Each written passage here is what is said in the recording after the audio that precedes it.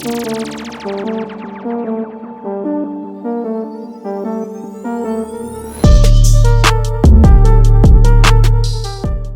back to the Shut the Hell Up and Sell podcast. My name is Ronell Richards. I am your host. I'm the author of Shut the Hell Up and Sell, and I want to thank you all for tuning in this week and gifting us with your presence. It means the world, man. I hope that we're bringing value to you guys out there. And if we're not, or there's something you want us to talk about, feel free to leave us a message. Go to Spotify. We're on every platform, but on Spotify, you can leave us messages. And, I'd love nothing more for you to leave either a message of encouragement or something that you want to talk about. That's something that we can talk about on a future podcast and give you a little shine, give you a little plug, give your business a plug. So please, feel free to leave us messages on that platform. You can also listen to us on Apple. You can watch us on YouTube. But all of those links are on our main website, shutthehellupandsell.com. So if you go to the website, you can always get connected to all of that good stuff. All right, guys, I've got another banger. This interview this week, I'm really excited about because our guest has some expertise that, quite frankly, not a lot of people have, and is really a rock star in the world of Amazon and Amazon sales, and it's going to bring some knowledge and wisdom today that I think that a lot of you guys could benefit from, because I think all of us are thinking about how we can kind of tap into that massive platform that is Amazon. So with that said, and no further ado, I want to introduce and welcome my friend Michael Maher. What's going on, my guy? Hey man, first of all, thanks for having me, and second of all, I thought you were telling me to shut the hell up right at the beginning, but I just forgot that. Listen, I'll let you know when it's time to shut the hell up. That's what I do with all the guests. Like, you start droning on, I'm gonna be like, shut the hell up, guy. I'm just kidding. You would be the first that I would tell to shut the hell up. I haven't done it yet, and I have a feeling that's not gonna happen today. Hey man, I've heard way worse. And sometimes you do just kind of need to shut the hell up. You know what? You're right. And my wife has told me that many times. If she's listening, she'll corroborate that. Yep, she's like, yeah. I've been there too, man. I just celebrated 14 years back in probably about a month ago, and that was kind of crazy. That's what's up. Congratulations. I know I don't look even 14, but yes, I celebrated 14 years of marriage. And if you're 12, you just go for it, If you're 12 and that's crazy, man, because for me, it's been 24, 25. And like you said, when you're 12, I'm like, man, sometimes when you're 8, and when I was 8, I was like, you just go for it, let's go, let's do it. And like, here we are 24 years later. That's so crazy. Congrats. And that is, I think, just anyone who's been in a relationship that long, when you're committed to someone like that, that is an accomplishment. So if it's a year, if it's 2 years, I congratulate those people and just say congrats on doing that. I think it actually might speak to our sales skills. What do you think? Right? Salesmanship, right? Huh? Yeah. I think so. I think the first lesson there for me was just attract the right person. Whoa, get yourself ready. Are you really hitting on a concept in the book? Wow. Terrific alignment. Yes. If you have not picked up your copy of Shut the Hell Up and Sell, go get it right now. It's on Amazon. It's killing it. And let me show a little gratitude. Thank you to all of you that went out when we launched the book and just got your copy right away. We blew up Amazon, man. And so if you haven't got your copy yet, go get it. Michael's talking about, either intentionally or unintentionally, one of our core philosophies that we talk about in the book, which is high alignment, man. Like, put yourself out there. So this can apply to you in sales, or it can apply to you in finding that mate so you can have someone to hang out with you for 14 years. Put yourself out there, be authentic, right? Your authentic self. Look for folks that you've got high alignment with. And the next thing you know, you got either a sale or you've got 14 years of wedded bliss. All right, let's get into the pod, man. It's working. All right, so my first question to you is, can you tell our audience a little bit about what it is that you do? And your company and title, all that good stuff, right? Sure. So my company is Cartology. and a little play on the aspect of the cart and the study of the cart, the shopping cart, which is what a lot of e-commerce sites have, where you actually go and check out. We focus on growing brands and getting them profitable on Amazon. And I say profitable because growth is very sexy, and 7, 8, 9 figure businesses, those numbers are sometimes benchmarks for people. But what keeps your shorts on and what feeds you and your family is that profitability. And so you may not be profitable as soon as you launch as a brand on Amazon, and most aren't if they're really trying to aggressively grow and capture market share. But getting to a place of profitability, it's an important thing to know. And a lot of times it just starts with knowing what your actual costs are and then having a plan to get there. But when it comes to what we do, we holistically manage that entire channel for the brands that we work with. There's resellers on Amazon, there's private label sellers, and then there are brands. And we really see the long-term play, the long game with brands, because they've got a story to tell. They can bring people in, a second, a third, a fourth time, and they've got longevity. Whereas there's not a lot of IP with those other two kinds of sellers.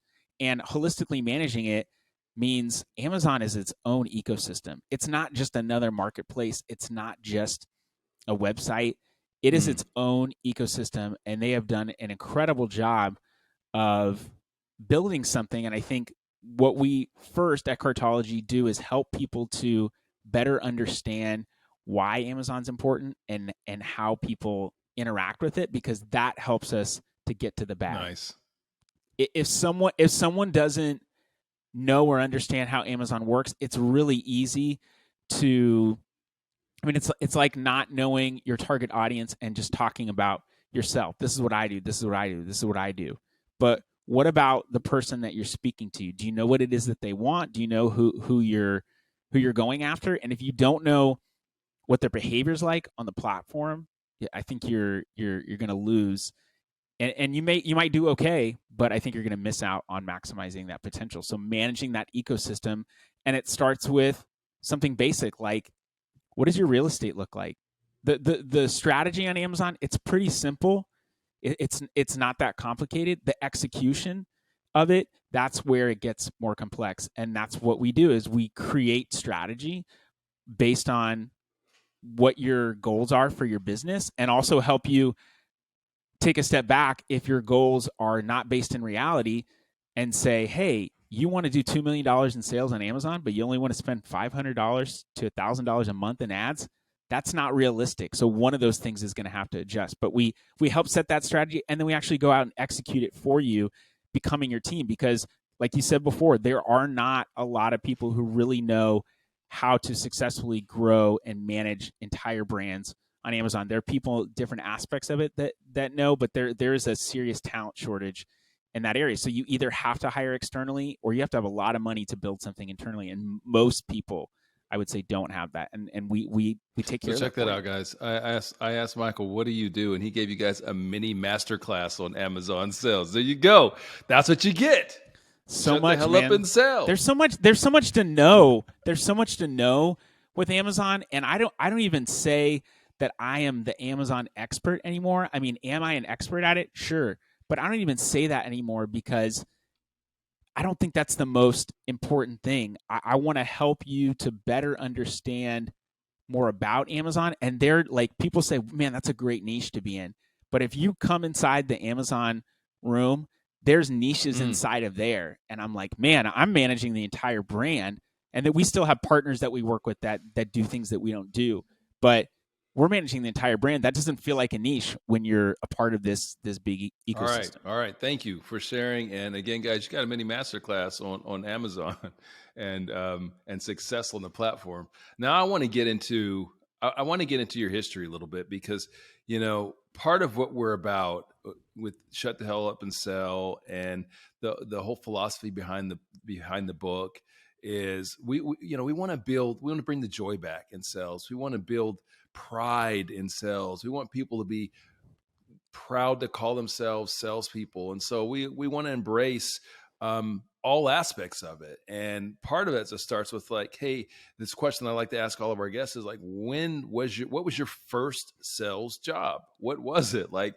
And I've heard lots of different answers to that. And it's been, whether it was teenage years and retail or it's first out of college, corporate thing. So like, I want to ask you that question, Michael, when was your first sales job? My first sales job was mowing lawns. Tell me about it.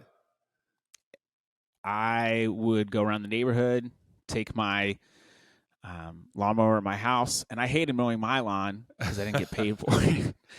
But I loved mowing other people's lawns because I got paid for it, and I had a very specific goal in mind. I wasn't good at skateboarding, but I wanted to buy my own skateboard, and I had a used one. And so I wanted to buy something that was brand new.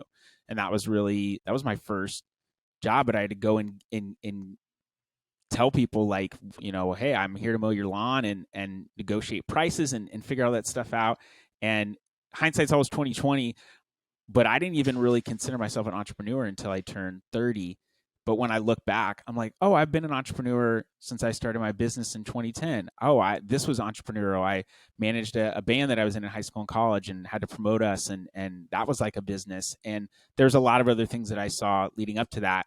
But I mean, that was it. That was the first thing that really. I think that's something a lot of us can identify with as salespeople and entrepreneurs, right? Is those childhood selling stuff. For me, I sold a whole bunch of stuff. I sold some things that you couldn't get away with selling today. Like might get the police called on you at school. I don't mean any of that. So okay, guys. Just so that we can clear it up. I don't want anyone thinking, oh, Ronnell was a childhood drug dealer or something. No, what? I sold these Ninja Stars. It was the craziest thing. And this is like single digits. I'm like 8 years old and I'm selling. My neighbor, I don't know, they were able to get those Ninja Stars, and I was selling these dangerous weapons at school. Anyway. Hey man, you're just trying to make a buck, food on the table. Just trying to make a buck. So you mentioned managing your band or managing bands. Was that your first like adult level like sales job, managing bands? Yeah, I think so, because and it started in high school, but it was all encompassing, and I had to take a product. If you think about it, I did take the product of the music that we created and get us more visibility and get us more shows. I wanted to be a rock star. That was my goal, and I didn't make it there yet. We'll see. There's still time, but it was about selling someone on why we should play at your club and why we should be a part of this tour, or and what year was why that? Why we should play with your band. I want to put a number to it.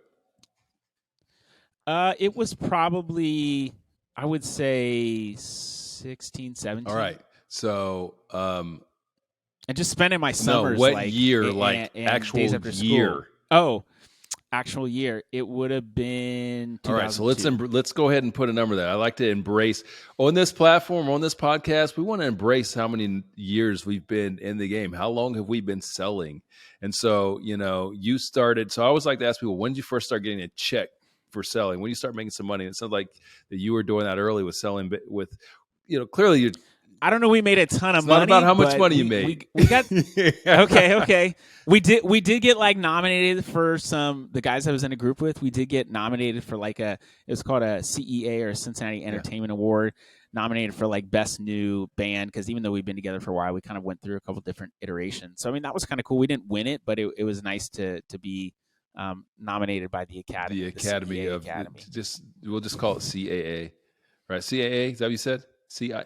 We'll just call it the Cincinnati CEA. Don't say Awards. Cincinnati, because then people will be like, CEA. It sounds bigger when you say CEA. Just say CEA. They'll think it's the Collective Entertainment Academy. There we go. All right. So we're going back to like 2002 for you. So that is almost 20 years ago when you first started to make a check in sales, which is pretty cool, man. Let's clap that out virtually. I wish I had one of those little buttons. I need a producer producing this thing that's like, yeah, you do, man. Do like the morning show stuff.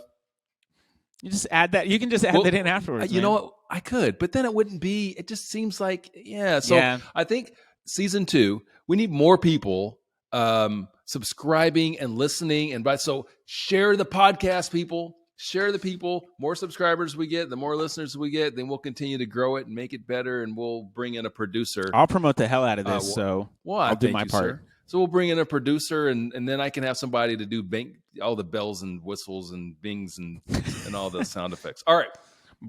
So, Michael, in the sales world, we don't have there's not a lot of structure when it comes to education, right? What I mean by that, now there are higher institutions of higher education now that are starting to do more with sales, right? They're starting to create some sales programs, but for a long time, for us as sellers, how we learned is we learned through mentorship and coaching, right? And what I like to call even apprenticeship, much like bakers and things, all of those crafts, those ancient crafts, right? Like you have the master and you have the apprentice, and so a lot of what we learn in sales come from the people that were mentoring us and coaching us and passing that information down. And I think that's super important moving forward. Even as these institutions of higher education are starting to do more, there's still a need for mentorship and coaching. So on this platform, I always like to call attention to the unsung heroes in our story, right? I would like you to give a shout out to an unsung hero in your story. And this is someone that coached, mentored, or maybe just gave you a word of wisdom or advice along the way that impacted you and has stayed with you to this day. This is your opportunity to shout out an unsung hero that is part of your story. A great unsung hero. I've got some sung heroes. You're a sung hero for me. I mean, you're not visible, and you've coached me in sales. But if I really want to talk about someone who's impacted me professionally, it's my accountant. His name's Todd Franz, and just a super cool dude. The way he was initially, I was introduced to him, or he was described to me, was the kind of accountant where he'd be wearing flip-flops in the office, and then someone would come in and he put on his nicer outfit to impress them, when I think that stuff mattered a little bit more. But he's been so, I mean, he does my taxes, but he's helped me in so many regards, and honestly, just even think a little bit more highly of myself and help me to understand the service that you're providing, it's worth more. You're not charging enough. You're helping people. Go look this up. Go do this. Hey, I'm noticing your business is like this. We could go this way, or here's another thing you might want to think about. Do you want to go for volume? Do you want to go for more profitability? And just countless lessons over the past maybe 6 to 8 years that he didn't have to tell me any of that stuff, but he did, and he'd spent time with me, and I regularly, maybe once a quarter or so, we'll go out to eat, grab a bite, grab a drink or something, and just kind of, shoot the shit, talk. And he, of course, at the end, hey, I noticed this on your taxes, blah, blah, blah, blah. I noticed this in your books. And that's the, 1 minute out of an hour and a half. But he just built into me, and I am so grateful for that. So much so that I have people that I have started to mentor intentionally, because I know this person could absolutely use some help and assistance. I could be that person. And I've had so many people build into me. I want to be a part of that. Yeah. That cycle. Well, shout out to Todd. And again, guys, the focus in this is just, I want you guys to understand the importance of mentorship and really teaching the soft skills, teaching the craft, right? And even, sales stuff can come from some unconventional mentors, like people that aren't necessarily, always the sales in the sales profession.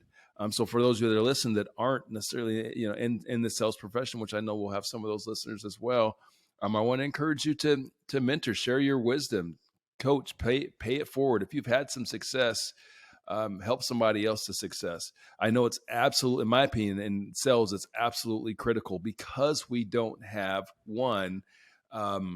really a sound structure for educating salespeople, and that the structures that exist, whether it be in institutions of higher education or it be in corporate training, does not teach the soft skills. They don't really do well in teaching their relationship skills. They don't really do well in the nuance. They don't do well in the philosophy and the why, like we talk about in the book. All right, Michael, now it's storytelling time. Storytelling with Michael Maher. All right, so I would like you to share a story with the audience. And this story has to be something that it can be good, bad, whatever, but a real story from your career, from your life that has helped to shape your philosophy. Because again, the book is about philosophy and tactical execution. Because I feel that unless you understand the why, unless you have that, you get religion, you have that philosophy that fuels your actions. Yeah. You're less likely to be successful. So, if you could, please, my friend, the floor is yours. I'm going to pull from something current, and it was less of a shape. Well, it was a shaper, but it was more affirmation that what I was doing was right and the choice I made was right. And it's getting started building my agency over the past 6 years. A lot of it started with one-off projects, consulting, freelance work, and went really general e-commerce. I started my agency after my e-commerce business crashed. That's the quickest way to get to the point there. And I had to quickly pivot and say, hey, I've got this skill set. What am I going to do with it? And started to go after freelance and consulting work. And consulting is kind of general, but really it was anything from I can help you create a product listing.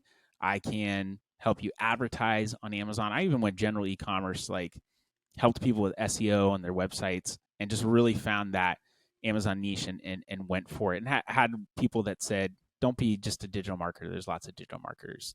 Go with Amazon. Amazon's like the way to go. So I took that advice, and there were times where I would contract for other people, and I would help their business to grow by helping their clients.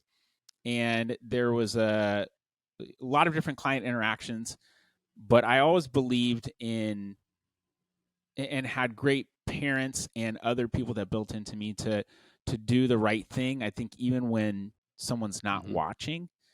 And I also just had a hell of a time getting caught too. So I kind of had to do the right thing, because otherwise I was pretty much bound to get caught. But that was something that was instilled into me at a young age. And so I always wanted to do the right thing, even if it meant, I might be able to make this money right here, but that's not really the right thing. And I need to, go for this other more long-term thing, or, I might get that, but I'm cheating someone out of something. I don't want to do that. So in working for other people, I had people that would come to me and say, do you do anything else, or do you have this? And I prided myself on good work quality and building a strong connection with people. And in that, people would ask me if do you do anything else? Can you help me with this? Can you do this? And I would always just say, I know one person I worked with specifically, I said, hey, you need to go back and talk to these people. It's their business. You're their client. I'm not gonna, it's not my relationship. And so I think if you want them to do something, like, I'm sure they can help you, but it's not my place to do that. And I could have, I was building my own agency at the time, so I very easily could have swooped in and tried to take them, but I didn't. Ended up, I learned some things for that company. I also learned some things not to do at that company, and so that was a big shaper for me. But it helped me to get more experience and to grow in building my agency. And a couple years later, after I was no longer working with them, this client that I used to help reached out to me. Said, hey, we're looking to make a change, and I wanted to reach out and talk about what working together would look like. And so I had the conversation and just said, tell me about what's going on. Tried to be fair to what they had been through, because they were still with this previous person that I had I provide services for it. And, try to be fair, but just said, look, hey, here are the things I think that you're doing, and here's what I think could be improved upon, and here's where I think we could help you to grow and to be better. And they ended up deciding to work with us. I don't think if I had, so that was, to me, was an affirmation that, I could have had a short-term gain in some way. Yeah, I can do extra services for you on the side. I can do all this other stuff, but it just didn't feel like the right thing for me to do. And so I maybe had an opportunity to sell them on something, but instead of doing that, I said, you know what? That's not really my place, and so I'm going to step aside and say, talk with this other agency. And it was like planting a seed. I love that gardener metaphor as an entrepreneur, but also as a human. When you spend time with people and you have interactions with people, you're planting seeds. And maybe you're planting a seed on rocks and it's not going to take root. But if you plant seeds in the right place, you're going to get fruit eventually. And so there was fruit, very direct fruit, that was born from, I think, making the right call here, but also just doing good quality or great quality work and making sure that I delivered on what I said I was going to do, that I upheld my promises, that I showed up and did what I was supposed to do. So in doing that good quality, but making the right decision, it's led to something that's been way more lucrative to me and is still currently paying me dividends based on those. Michael, what decisions. a beautiful lesson. And that you actually touched on two concepts / lessons that are in the book. The one is doing great work, right? Doing that great quality work, that referral quality work, doing that great work. Because unless you are doing great work, if you're not doing that, you're not going to be able to build that relationship, right, to where people can come back long term. The second thing that I heard in that from you is that, and I know this is something that sellers you're challenged with. You're challenged with making decisions in the moment for quick money or quick quota relief that could potentially compromise either your integrity or compromise your long term success. If you're a seller and you're listening to this podcast, you need to understand that you are operating a business. Yes, you represent whatever that badge is that's embroidered on your backpack. But at the end of the day, the number one company you represent is your company, Seller LLC, right? Like long after you leave that company or you go do something else, the relationships that you're building today, the service that you're providing today, the impact you're providing today can benefit you long into the future. So you got to understand that sometimes that requires, and we talk about this in the book, you making hard decisions that your companies might not like, but you got to realize, again, you are, as a seller, you're an entrepreneur. You're an entrepreneur in the corporate world. For those of you that are entrepreneurs, it's the same challenge. Like Michael's saying, you can make a decision today that could potentially, impact your long-term success, and you're making that decision maybe out of desperation, right? And what I've seen is desperate decisions usually aren't the best ones, right? When we're making decisions for some quick money, we're either not providing, we're choosing to do something that we're not great at doing, and we're not going to produce great outcomes like we talk about in the book, or you are potentially compromising yourself, like the example that Michael just used. But when you make those good decisions and you focus, it's not really hard, guys. You just need to be focused on one, delivering great outcomes and creating great relationships. If you do that, you let that be your guide, then you'll be able to benefit, like Michael's story. That was fantastic, and I appreciate that, my friend. My next question for you, because now you've shared a beautiful story with a great lesson that people can take from this. I want to get into the tactical now. I would like you to share a piece of sales advice or a tip, for how people can be. I'm not going to frame it. You can lean into whatever direction you want to go, whether Amazon or whatever. But the only thing that's important is that whatever you're sharing is specific, practical, and tactical, so that someone listening to this podcast can step away from this podcast and put action to whatever it is that you're about to share. So I think data is important. I don't think it's the only thing. What I mean by that is if someone tells you, "Hey, that hurt my feelings," you don't need to say, "Show me some data behind that." Like if you care about this person and you hurt their feelings, maybe you just Mhm. apologize. And people can argue with data. It doesn't mean that they look great doing it, but I've had clients or prospects argue with data that I give them. And at that point, I think it's clear to me that this may just not be the right relationship to invest in.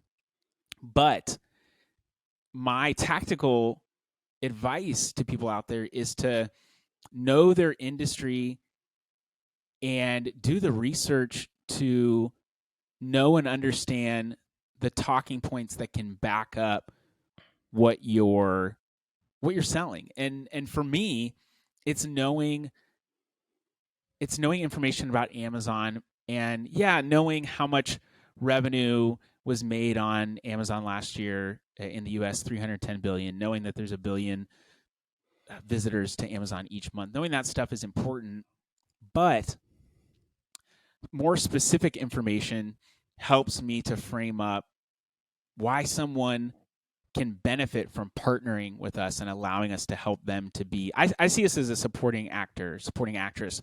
We're helping push this person, this brand into the limelight to play that lead role. And I'm good with that role. But one of the ways I can help frame that for people is by helping them understand not just why you might need our service, why you might benefit from it, but how is Amazon even important to your brand? If I tell you that a lot of people go to Amazon to look for products, okay, cool. If I tell you 53% of people go directly to Amazon to even look or find a product, that's over Google, that's over any other search engine, any other place. That's a little bit more quantifiable, and that tells you, oh man, majority of people that are going and looking for products, they're going and doing it on Amazon. So Amazon's not just a marketplace. It's not just a place you buy products, but it's a search engine. It's the largest product-based search engine, at least in the US. And then, and what's interesting is a lot of this data I think is readily available. And even some of my peers, when I talk about some of the data that I have, it's stuff that Amazon's releasing. It's not that crazy, but I use it to my advantage. So when I talk to a prospect about, or even clients about, how are we creating strategy for Amazon? And I say, we have to look at how people are shopping and using Amazon. And if we know that, that's going to help us to make better decisions about how to get the revenue that we want. And some of the best information I have was released in Amazon's letter to shareholders for 2021 that they released at the beginning of this year. And it just talked about the pace at which people shop on Amazon. By the way, I ordered this sunset just to perfectly come in as I How give about this that? information. So you're welcome you're welcome for that. And the information in Amazon's letter to shareholders said that 28% of people are making a purchase decision on Amazon from the time they get onto the site to when they actually purchase. 28% are making that decision in 3 minutes or less. That's super quick. And 50% of people, so half the people, are making a purchase decision in 15 minutes or less. Now, that's cool data to know. So don't just know the data, but know how it applies to what you're talking about. And that applies to what I'm talking about, because if you aren't able to capture somebody's attention, there's a lot of stuff on an Amazon search page. And there's other data that I could go into, but if you're not able to capture their attention and really succinctly get past objections that they might have and let them know that the product you have is a solution or fits a need that they have, they're just going to go back and search, and they're going to look for something else, or they're going to see an ad on your page and they're going to click on that and they're going to go purchase that product, because they're still making the decision. They're just not necessarily making that decision for your product. So knowing your industry and knowing the data that helps you to explain why something is important or how it impacts that person that you're selling to, that you're talking about your solution or your product for, I think it makes it a lot more quantifiable for them, and it helps them to understand, oh, like my product detail pages on Amazon do not look good. And if 53% of people are going and finding and looking, just trying to find my product or locate my product or even do research on it, 53% of them are seeing what's on Amazon, that's a problem for me, and I need to fix that. So I'm going to distill that down for our audience, because what I'm hearing from you is that just an increased attention to to educating yourself and understanding your industry, understanding the the data, right? And so you can tap into that rational brain, right, by being able to educate people. Because while people have access to a lot of information nowadays, I don't think that, I mean, people are still, unfortunately, much like you guys as you're listening right now. Like I often hear from when I'm traveling, and I'm at different conferences and things. I often hear people give speeches when we're talking about sales, about how educated the consumer is. I would debate that a bit. I would say, guys, look at yourself. How educated are you? Half the time when you're making, some of us are. My wife, like, she will, if she needs to buy a coffee maker, she's definitely one of those paralysis by analysis folks. But most of us, I My think, father-in-law's the same way. Don't do as much research as we probably should, right? We just kind of like trust the sources. Well, as a seller, you have the opportunity to be that trusted source if you lean into what Michael's talking about here and actually educate yourself so that you can educate your prospect. Don't get me wrong, there are going to be folks that do the homework, but I would submit to you that not as many do the homework as we think in our profession. We think people are already educated. I would say they're probably not as educated as you think. So you have an opportunity to educate them and bring credibility to yourself and your brand by doing so.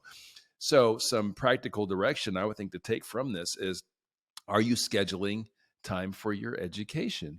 How do you do that? Well, put an hour on your calendar every day. Put an hour on your calendar every day. Put 2 hours on your calendar every week. Whatever, once a week, whatever works for you, to where you're dedicating to your own education and your industry. Right? You're listening to this podcast, so you're already dedicated to being a professional in your craft and being a better salesperson. But part of that, to Michael's point, is really educating you about, or rather becoming more educated about your industry and about the trends in your industry and about these things that your customers and your clients, your prospects are going to care about. So that's what I heard. Did I miss anything, Michael? I think that's it. Just know what you're talking about and be able to put it in context too, because I think data is cool, and data is has become a hype word, but if you don't know how to put it into context, it's just a bunch of numbers. Okay, guys, what a great point. Let's not let that one. I want that to sink in for a little bit, but I want you guys to really think about what Michael said. The data doesn't matter if it doesn't matter. Okay, that's what I heard. Like if you have the coolest data in the world, to you, I need you to follow me around and just distill everything I say. Is this what I need to do? Like, this is everything has a cost, my guy. So yes, we could probably make that happen for the right cost. So what I'm hearing in that, guys, is you really gotta know what matter. Back to the book. The book, we talk about what matters most to your prospect. You got to know what matters most. Or so if you know what matters most, then you're sharing data points that actually matter to them, and you're not just spewing useless data to them. Because if I want to sell the book on Amazon and I want to do some Amazon advertising on the book, well, then I don't really care how I don't know, screwdrivers are doing on Amazon right now. Right? Doesn't matter to me. Yeah. All right. Unless you have a great recipe for a screwdriver in the book. Ooh, now that might interest me. Cross promoting. But maybe that's version 2. Huh? Maybe we can add cocktails. Huh? Ooh, a cocktail per chapter. Oh, whoa. Okay. All right. Man, I got ideas for days. Just ideas upon ideas upon ideas. And they're free. Is absolutely on brand. For you, they're free. On brand. Thank you. For me. For those of you guys that, of course, man. Sometimes we take for granted that people know more about us than they know. So for those of you that don't know, Business and Bourbon is a company that I own. So This is right on brand. Like cocktails and sales. What? Oh, boom! The tagline was just All right, invented. so check this out. I will follow you around and distill things, and you will continue to be my muse. How about that? Dude, any damn day of the week. It's it would be awesome. All right, so Michael, let folks know what's the best way to get a hold of you. How can people connect with you if they want to do business with you?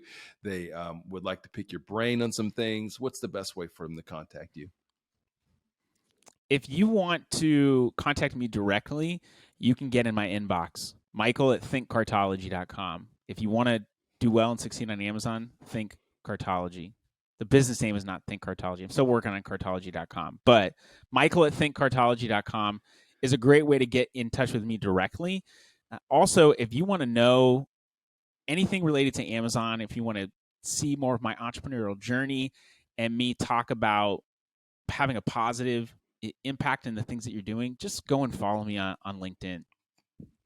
That's a great place that I put out content. I'm starting to explore different areas. I'm starting to put a little bit of time into Twitter. I'm starting to put a little bit of time into Instagram and some additional channels. But really, LinkedIn is the place where I've formulated the best and most. And guys, that LinkedIn link to Michael's profile will be in the show notes. But feel free to click on that. Follow him on the other platforms on Twitter and Instagram. What's your handle on those? Twitter is Michael. I think at Michael J. Maher. I really should know that. Instagram is Michael Joseph Maher. Don't worry, man. Like you're just gonna get like trolls on Twitter anyway. So that's great, man. I hate this guy. Amazon. That's the best thing. What I will say is Twitter has some people that are not accessible on LinkedIn are very accessible on Twitter, which is interesting to me. I haven't really cracked that nut yet, but it's something that because I think they want to get visibility for themselves, and so I'm not trying to be a rock star in there. I just if I can go and find prospects, if I can help build visibility for my business, and it's something that's going to help me to be successful, then I'm willing to give it a try. TikTok, I don't know. We'll see. Hey, listen, wherever the people are, we remains to be proven. All right, guys, thank you so much for your time this week. Michael, thank you for being our guest. And as always, folks, if you don't remember anything of all this great wisdom that was shared today, if you don't remember anything else, remember this. Shh. Say less. Sell more. Peace out. See you next week. Hey guys, it's Ronell, and I just wanted to thank you for listening to this episode of the Shut the Hell Up and Sell podcast. If you liked it, please rate us 5 stars on whichever podcasting platform you're listening to this on. And while you're at it, punch that subscribe button. That way you get notified every time we drop a brand new episode. Hey, I'd also appreciate it if you went to our website, shutthehellupandsell.com, and became a member. It's absolutely free, and you'll have the opportunity to listen to previous episodes of our podcast, check out some of our free courses, get a copy of the book, and we'll send you sales tips and motivational nuggets from time to time. Lastly, if you'd like to book me for either appearances or speaking engagements, just send an email to my team at team@shutthehellupandsell.com.